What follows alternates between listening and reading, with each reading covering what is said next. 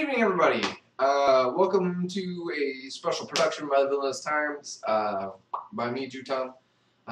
What I just gave you guys was a small sort of internal debate.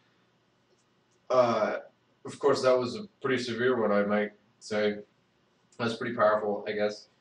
For me, anyway, to perform. And that was for everyone out there. What I might ask people in the future is, one is, do you believe a skin or scrape or a bone break cut is a physical affliction, and then you have people who believe in spiritual afflictions, of course, but that's its own category. If you believe in the Trinity of humanity, body, mind, and soul. And then you have the chemical affliction or the mental illness side. In order to get people to agree that there are such things, you basically ask them, or I would ask people, do you believe in dementia? Do you believe in Alzheimer's? Do you believe in cancer? Those are all chemical afflictions, like afflictions of your cells within your body. And that is partially true and most commonly true, and absolutely true for mental illnesses, and so I don't know where I was going with that. I'm sorry. It's been a long day. I spent a lot of time in preparation for this, dressed like a vagabond, wearing my favorite really ancient camel pants, rolled up because I just finished a brutal cycle. I went on a long cycle ride to get my brain, because it's kind of raining out, so I got myself kind of wet and nasty and dirty and grimy and gross, and I listened to a lot of Tool, some old Korn, Duality by Slipknot, in preparation to do this, because it's not somewhere I really like to go, but I feel it's necessary, and I feel like if what I believe is really true, then I need to maximize my potential as a human being, as an actor, as a comedian, as a internet entity for now, as a poet, to help others and help people on the outside understand what's going on the inside. And oh yes, that's what I meant to say before. So if you believe in the Trinity of humanity, body, mind, and soul, and you have a scrape, a cut, a physical affliction, a spiritual affliction, if that realm applies to what you believe in and how you foresee humanity, your human condition, people stuck living on Earth. And then you have your chemical, your cellular afflictions, basically having an eating disorders, all three at the same time. You are killing your body slowly on accidental purpose. You are, which is a physical affliction. Your spiritual affliction is that you have an internal conflict with someone who may or may not be real, in some cases, which I'm not going to say is a demon or a ghost or whatever. It's just another part of you that's created itself and manifesting itself as the Golum character, as Anorexia, part of it. I don't really like to personify Anorexia as that very often, but I felt it applicable in this case to do this video because it is true for some people, and some people do start off that way. I didn't start off that way. I never really thought of it that way. The way it hit me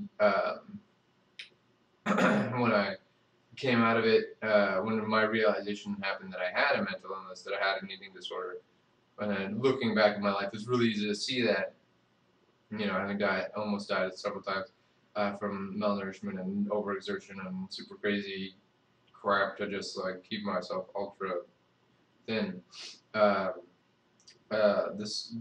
It's just a really graphic battle, and the videos that I did were both just second tries for each video. The reason I'm not going to do more is, one, because I'm doing everything myself, and two, the power that I feel that I had, even though I didn't keep the accent and the character clean the whole time, manifested itself through me in such a way that I feel it will, that I can't not post these ones. In the future, I will maybe do more dialogues like this. It all depends on what happens with um, where I go and what happens with me. I have no idea. I've never had control of my life, and I don't have control now. So I'd like to go out there and speak and meet with you people and inspire and have get to know you as who you are in your own condition and where you are.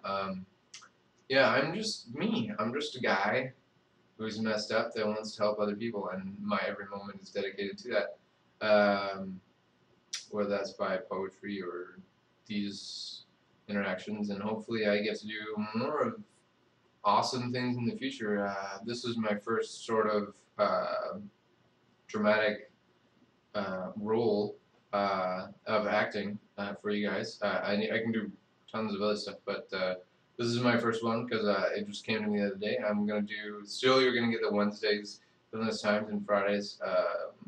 This next month is gonna be dedicated to you all, so you're gonna get way more videos in the month of August, end of July and August than you'll ever get from me, unless of course I get funding to, or my website that I'm starting takes off, that I can fund myself, you know, the few $1,000s it takes for me to live a year to do this full time, and then go out and inspire you by meeting you face to face and talking on stages, and yeah. So I love you guys. Thanks so much for stopping by. I hope you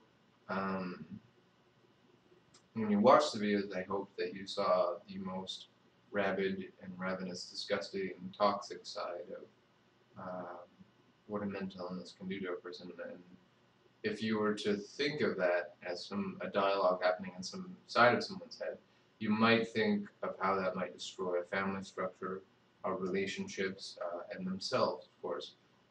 I did some self-harm in the past. The scars aren't there very much anymore on my, but I can see them because I know where they are.